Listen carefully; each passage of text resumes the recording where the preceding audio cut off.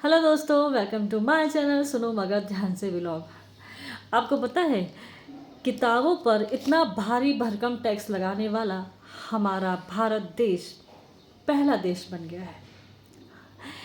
शिक्षा, जो कि इंसान के जीवन के लिए सबसे पहले ज़रूरी है, जिससे इंसान अपने खुद का ही नहीं, अपने परिवार का, अपने समाज का, अपने देश का नाम रोशन कर सकता है। और उसी शिक्षा पर इतना भारी भरकम टैक्स पहले तो शुरुआत की जाती थी कुछ नेताओं ने, जो बेचारे समझदार थे। मैं बेचारा ही कहूँगी क्योंकि अब कुछ ज़्यादा ही समझदार लोग आ गए हैं हमारी सत्ता में, जो बेवकूफ़ पे बेवकूफ़ बनाए चले जा रहे हैं और हम बस अंधभक्तों की तरह उनके पीछे पीछे चल रहे हैं। बहुत सारे लोग हैं जिन्होंने अपनी बलि दी है, और बलि भी मैं इसलिए कहूँगी, हर बात का, मेरी बात कहने का हर बात का रीज़न है, क्योंकि जिसने अपनी सारी ज़िंदगी झोंक दी जनता को जागरूक करने में, और जनता को वो सारी बातें काम भी आई, कुछ सुधार भी हुए, लेकिन आज उन सारी चीज़ों को बदला जा रहा है। आप ये बताइए कि जिस हिसाब से हमारे देश के हालात इस वक्त चल रहे हैं, लोग रोटी कपड़ा मकान इम्पॉर्टेंट होता है और हर तरीके से जूझना पड़ रहा है आम लोगों को, बड़े लोगों को नहीं। वो तो खून चूस ही रहे हैं, उनकी ज़िंदगी पर इतना सा भी फ़र्क नहीं आया है। बड़े लोग और बड़े हो रहे हैं, छोटे लोग और छोटे हो रहे हैं। अब बात जुमले से नहीं चलेगी, अब काम जुमले से नहीं होगा। यहाँ पर हम तो ये कहना भी अब अच्छा नहीं समझते। अगर आप हमसे कहेंगे तो हम तो यही कहेंगे, हम तो पढ़े लिखे हैं ही नहीं, हमें तो कुछ समझता है ही नहीं, हम किताबी बातें तो कर ही नहीं रहे, और ना ही करना चाहते हैं, और ना ही नए कानून को समझना चाहते हैं, ना ही कोई नया ज्ञान हासिल करना चाहते हैं। इंटरेस्ट ही नहीं है। इंटरेस्ट इसलिए नहीं है कि जब तक इंसान रोटी कपड़ा और मकान की जद्दोजहद से जूझता रहेगा और इनसे बाहर नहीं आएगा, तब तो किसी और बात में सोचेगा ना। और ये हमारे राजनेताओं की बहुत गहरी चाल है।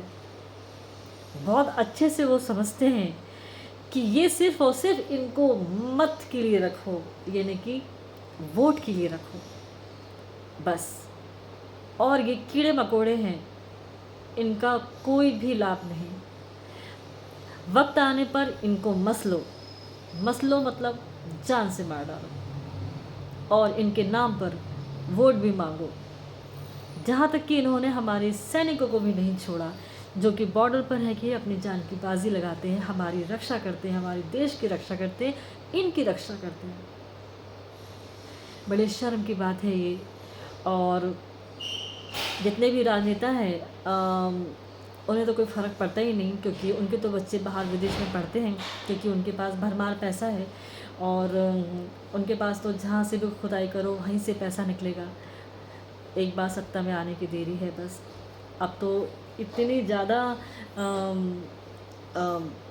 गुंडाई हो गई है, और ऐसा लग रहा है कि देश नहीं जंगल राज है ये।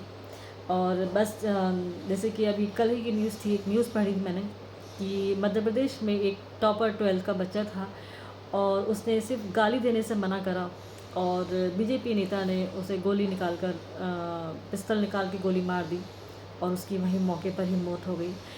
अब रही बात कि मौसम की मार को देख लीजिए, हम कह रहे हैं कि सही गलत या ज़मीन किसकी है क्या है, और कब तोड़ा फोड़ी करनी है, अतिक्रमण हटाना है, ये वो हर चीज़ सही है। आप सरकार में हैं और आपको काम दिया गया है, करना भी चाहिए, अच्छी बात है। लेकिन कम से कम मौसम तो देखिए, मौसम देखिए, इतनी बारिश हो रही है, और घर में बुज़ुर्ग भी होते हैं और बच्चे भी होते हैं, और घर का सामान कितनी मुश्किलात से जोड़ते हैं। घर में एक एक सामान लाना पड़ता है, तो हमें पता है, हम गृहस्थी चलाते हैं तो हमें पता है मिडिल क्लास को कितनी मुश्किल होती है एक एक सामान को लाने में। और बस उनका तो सिर्फ एक ही आदेश होता है, बुलडोज़र लाकर बस बुलडोज़र फेर देना। उसके बाद में लोग मर रहे हैं, जी रहे हैं, क्या हो रहा है क्या नहीं, उन्हें किसी बात से कोई मतलब नहीं है। चाहे बारिश आ रही है, तूफ़ान आ रहा है, इससे कोई मतलब नहीं है। उनका है कि बस हमने जनता का अपने सरकार का आदेश माना है। मेरे समझ में ये नहीं आता कि अचानक से ही, इतने सालों से लोग रह रहे थे, अचानक से ही ऐसा क्या नक्शा आ गया निकल कर कि सारी ज़मीन सरकार की हो गई। इसके पहले लोग कहाँ गए थे? इसके पहले भी अधिकारी आए, इसका मतलब किया तो उन्होंने पैसा खाया है, उन्होंने गलत तरीके से जनता को बेवकूफ़ बनाया है। इसमें जनता का कहीं से कहीं तक कोई भी दोष नहीं है, लेकिन भुगतना किसको पड़ रहा है? जनता को।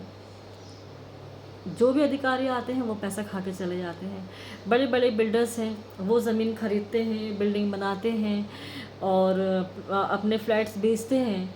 और एक टाइम आता है कुछ साल के बाद में, क्या लोग कहते हैं कि ठीक है भाई, अब तो ये तोड़ने का आदेश आ गया है और ये ज़मीन जो है ये सरकारी ज़मीन पर है। तो ये गलत है। आप और पिछला रिकॉर्ड निकालिए कि जिस साल में ये निर्माण किया गया था उस टाइम अधिकारी कौन थे। आप उनको पकड़िए, सच्चाई उनसे जानिए। इसमें जनता का तो कोई दोष नहीं है, उन्होंने तो अपने खून पसीने की कमाई से मकान खरीदे हैं।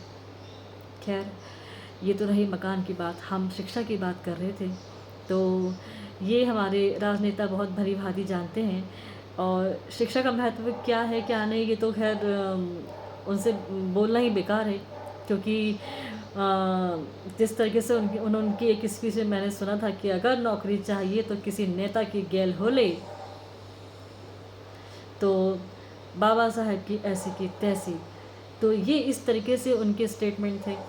तो ये किसी पढ़े लिखे इंसान के स्टेटमेंट नहीं हो सकते। और रही बाबा साहब की, यहाँ पे जातिवादी की बात नहीं है, यहाँ पे शिक्षा की बात है। क्योंकि बाबा साहब ने जिस तरीके से मेहनत से पढ़ाई करी और अपने अधिकारों को जाना, और इस तरीके से अधिकारों को जानने के बाद ही वो लड़ाई लड़ी और इतने सारे लोगों को अधिकार दिलवाए। तो इसीलिए ये जो स्टेटमेंट इनका भी था ऑब्वियसली आप भी जानते ही होंगे। तो ये वो शिक्षा की कीमत नहीं समझ सकते। जिन्हें विदेश में भी जाके ट्रांसलेटर की ज़रूरत पड़ती है, वो शिक्षा की कीमत नहीं समझ सकते। और वो जानते अच्छी तरीके से कि हम शिक्षा से वंचित रखेंगे, अंधभक्त हैं सारे सब। अब आपने एक सोशल मीडिया पर एक ट्रेंड देखा होगा कि मोबाइल के ऊपर एक ग्लास रख के, उस पानी का ग्लास रख के उसमें हल्दी डाल के बस एक म्यूज़िक चलता है, तो बस सारे के सारे उसी पर वीडियो बना रहे हैं। और आजकल हम कहते हैं, हम तो भाई ये कहते हैं कि भेड़ चाल, लेकिन इंग्लिश में अब कहते हैं ट्रेंड। ये ट्रेंड चल रहा है और ट्रेंड पर वीडियो बनाना बहुत सही है, क्योंकि इसी में व्यू आते हैं।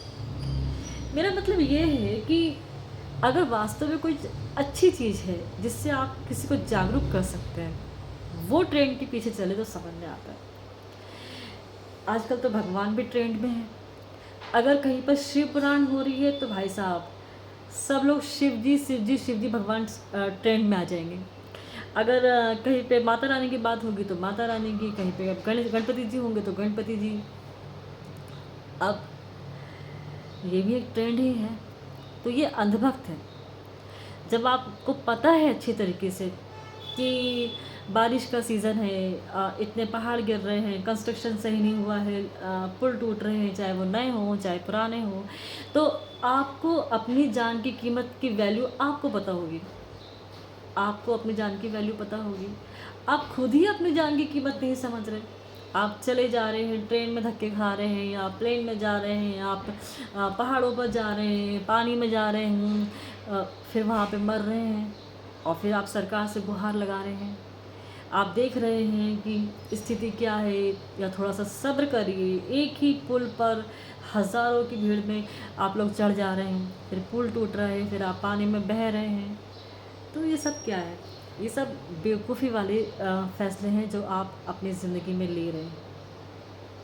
मेरे हिसाब से ये कोई समझदारी वाली चीज़ें नहीं हैं। खैर, टैक्स की बात है तो टैक्स जहाँ तक है, और दूसरी चीज़ों में टैक्स तो चलो समझ में आता है, लेकिन किताबों पर, शिक्षा पर स्कूल में जो फ़ीस इतनी हाई कर दी है, वो कहीं से कहीं तक समझ नहीं आता। तो सही मायने में अगर ट्रेंड्स चलाना है आपको, तो सारे के सारे इस पर वीडियो बनाएं कि भाई शिक्षा को तो कम से कम छोड़ दें। सारे के सारे आप ये ना सोचें कि हमारे भी बच्चे तो पढ़ पढ़ चुके हैं, बड़े हो गए हैं, हमें क्या करना है, इस टॉपिक से हमें कोई लेना देना ही नहीं है। ऐसा नहीं है। दरअसल क्या है कि हमारी जैसे वीडियो, आप मान लीजिए कि हम अगर लॉन्ग वीडियो बना रहे हैं और हमारे व्यू इतने नहीं आते, 200-300 आते हैं, कई बार तो हमारे सिर्फ 4-5 ही व्यू आते हैं।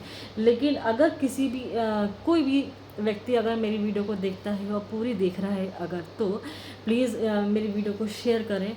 ये अलग बात है कि हम बहुत तैयारी के साथ नहीं बोल रहे हैं, लेकिन हम जो भी कह रहे हैं ये बिना स्क्रिप्टेड है, और हम अपने दिल से, अपने जज्बात जो हैं वो हम वीडियो के माध्यम से आप तक पहुंचा रहे हैं।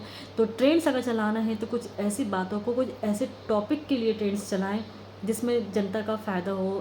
भविष्य में बेचारे जो बच्चे हैं, जो हमारे देश का भविष्य है, उनका कोई फ़ायदा हो। ये पानी में हल्दी डालना और म्यूज़िक चलाना, इसको कोई ट्रेंड्स नहीं कहते मेरे हिसाब से। तो यूज़ दिस प्लीज़।